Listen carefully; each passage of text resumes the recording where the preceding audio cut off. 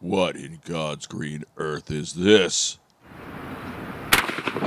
Hey, you got it! Hey everyone, this is Jeff of Tauflader Mouse. Today we have another submission by Evan Perry. In fact, this is submission number 38 by this madman.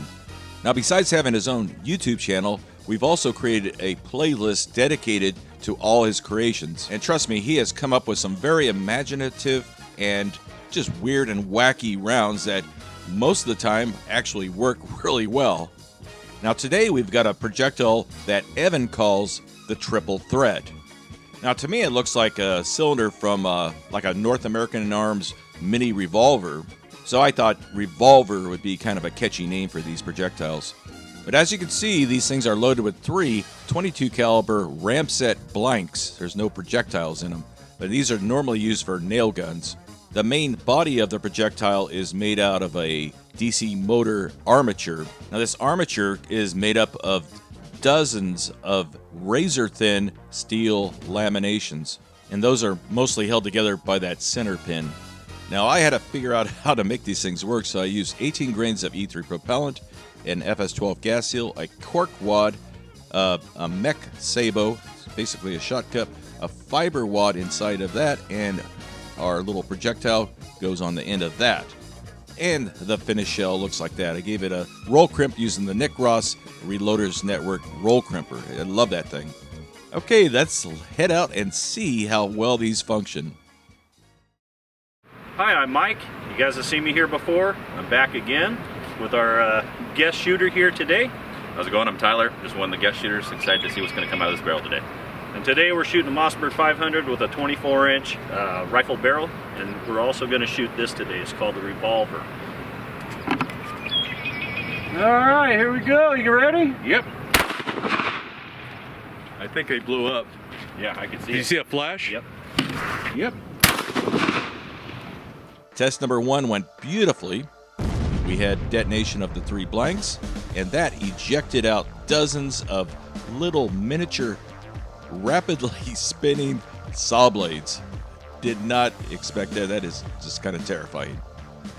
Hey, what happened, Mike? All right, well, the slug flew a little high, but At least you hit it. yeah, I hit it. And it actually went in pretty deep, about a ½ inch or so. All three of the shells went off. This one blew out. So in the slow-mo, you guys are going to see the nice bright flash. Yeah, it happens really fast though. And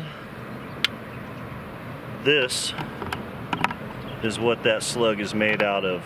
Just layers of laminations, yeah. Teeny tiny, super That's going to be sharp. interesting when we shoot the gel, if that comes apart or not. That is going to be pretty cool. Yep. Okay, let's shoot another target. Let's shoot another target. Okay, anytime you're ready. Yikes. Ready. Where were you aiming on that? I was aiming about center mass right here in the chest, and it looks like you got him right here, and then split him up in the top of the head up front. No, that's an old one. Oh. This is where we got then. It's all burned there. Yeah, you can see the burn marks. It actually set it off just hitting the gel. Yeah.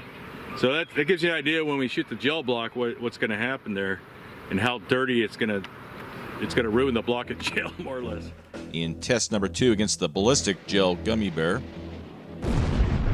again we had detonation and fragmentation just flying all over the place. Now we weren't sure if the soft ballistic gel would actually set off the blanks or not, so that's why we have that AR-500 plate behind there. But as you can see, an object flying at around 1,000 miles per hour, impacting even something very soft like that, it's more than enough pressure to set him off. Okay, he had a Kevlar police helmet. You know it's a police helmet because it says police on the front of it, right?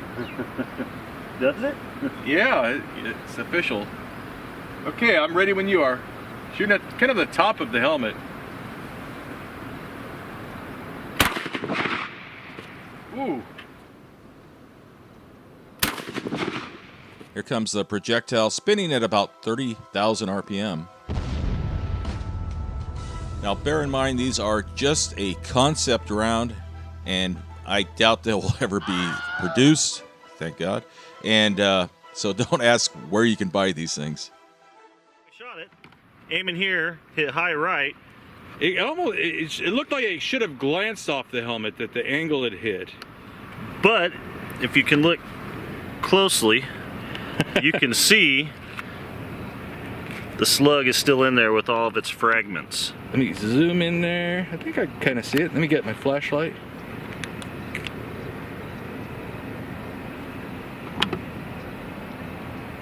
Okay, it should have glanced off that thing, but it burrowed in there still.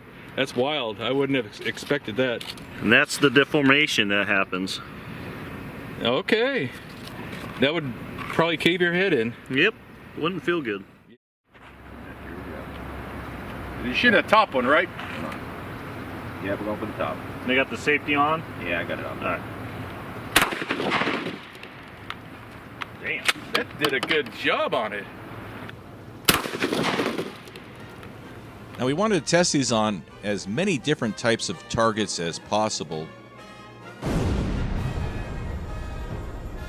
And this half-ounce slug did a pretty good job on this cinder block or concrete masonry unit or whatever people call it. But fortunately, I don't have any plans on starting a second channel discussing the attributes of concrete blocks. It pretty much destroyed the block. It did a lot more damage than I thought. And the slug itself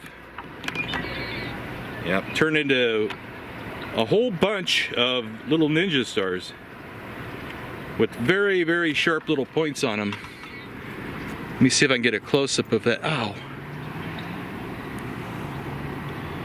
That's what they look like when they came apart.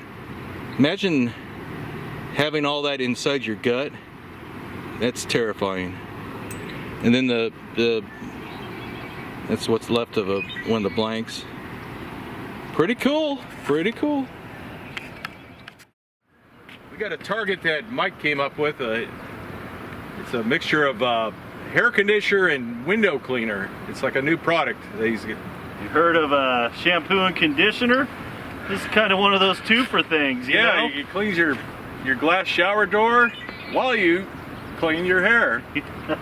Okay, not the way you want to clean it, though. Okay, let's see if they can hit it. I'm ready. Holy crap, that was a good target. Damn, Holy. So again, it shot a little bit high. These lightweight slugs sometimes do that. But windage was really good. And so it went through the conditioner and through the glass cleaner, creating a cloud of, actually it smells pretty good. I like the smell. Now we thought it would be interesting to show what these do to a liquid target. The accuracy so far seems pretty decent with these. The only issue we had was they tended to shoot a little bit high at times, and they started making adjustments for that. Okay, I believe in you, Austin. Capital Texas. Tyler! Oh, Tyler. This time try holding the gun into the bag. And you probably shouldn't rest the pump on the rest, because then we're getting some weird barrel harmonics transferring to the rest. We'll see if that makes a difference. And we are rolling, and I'm ready. See, he got it! Perfect. He got it! And that slug went straight through into the water. I saw the backsplash. Yep. Damn, See, that was you a gotta perfect believe, hit. man. Yeah. See, he got it! Tyler did a great job hitting the tactical ballistic pecan. We're finally figuring out where these are going. It takes a few shots sometimes. They seem to be going high, so you had to compensate for that a little bit. A little bit more into the right. Oh, okay. Yeah, Little Kentucky windage. that's right. So that's what's left of that pecan. Pecan or pecan? We got low budget body armor. Got the Uline catalog and a sheet metal plate on top of it. And we know that ought to do it. We know how phone books stop 50 cal, but this is going to stop a 12 gauge. Don't worry about it, fella. All right, let's strap it on there.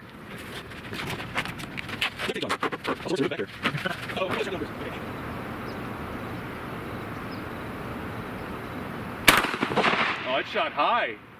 Oh, it went right through the chest. Yeah. Damn, that did shoot super high. Okay, let me save that file, then we'll... I'm telling you, man, That was way high. yeah.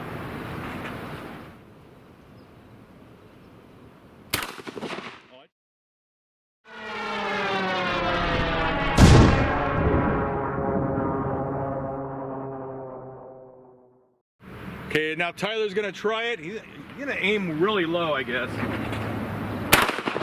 There you go. Now, folks always want to see longer range shots. And this was about 30 yards away. And as you can see, it usually takes a couple shots just to figure out where they're going to land at that distance. Now, Mike's shot was just a little bit high, but the windage was dead on. And with Tyler's shot, the elevation was perfect, but it shot a little bit to the right. But all in all, for an experimental slug, I think it did quite well. Yeah, this was Mike's shot. A little high, missed the armor. You can see it penetrated in the chest of the front. It came out to the back of the shirt right here. It's one piece apparently, and then your shot we aimed at, because these are shooting a little high. It didn't surprise me at that range. Yeah, so I was aiming about right here above the line. Went a little bit high and to the right. Yeah, these are right here. Aren't the most accurate slugs we've ever shot for sure. But didn't make it through on the way out in the back. That surprises me. Now let's see what happened in the paper and the catalog there. Can you cut it or? Mike, you got a blade? Wait, hold on. Oh, you got it. This is a Kung Fu grip. There we go. Usually I do. Oh, look at that. Okay. Came through the paper. Lift the shirt up and did make an entry. Is it in there? Yep. Okay, because I shook it around hoping it would rattle or something, but yeah, no exit on the back. Yeah, that surprised me. So that the armor actually did. It was kind of fortunate that you missed to show that it would actually penetrate all the way through it, and then to show that the Hong Kong body armor kind of slowed it down at least. Pretty cool. You know what time it is? It's jelly contraption time. You gotta believe, Mike. Okay, I'm ready. Got it. Did it? Got a good flip on it. Got it. Let's check out the Kronos high-speed camera footage. Oh, wow. Now, this was a pretty rugged piece of gel, and I wasn't about to use a nice, clean, new one for this nasty round. Now, the slug actually did very well on this. It got about 14 inches of penetration. That's what the FBI really likes. And we had a really impressive energy dump into this gel. It just flipped that 17-pound block of gel completely over.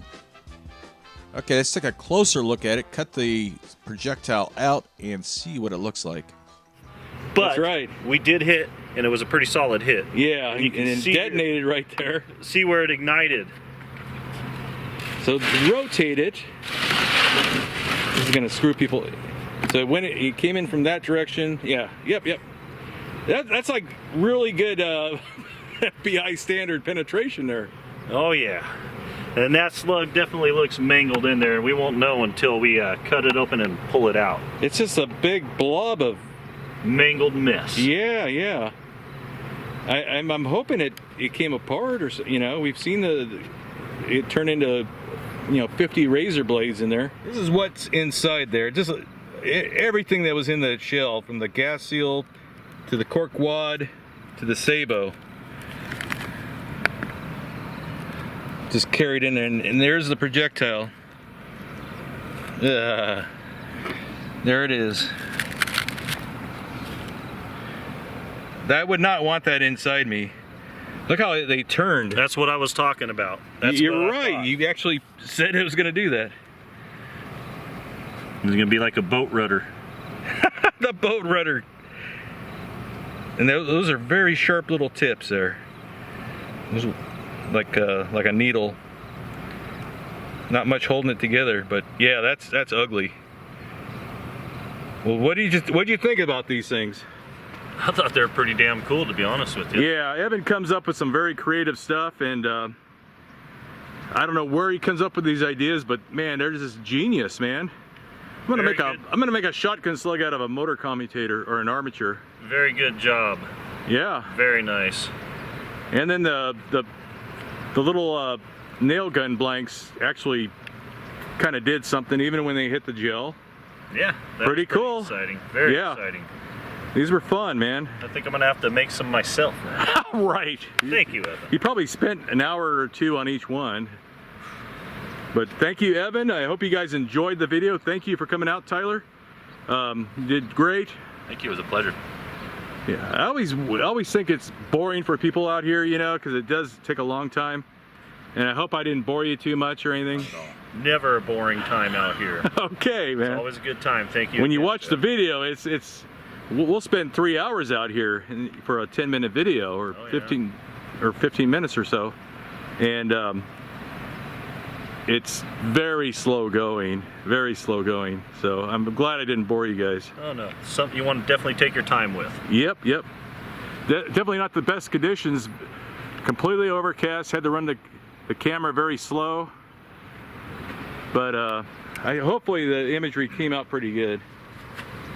Oh, that's ugly. It met FBI standards though.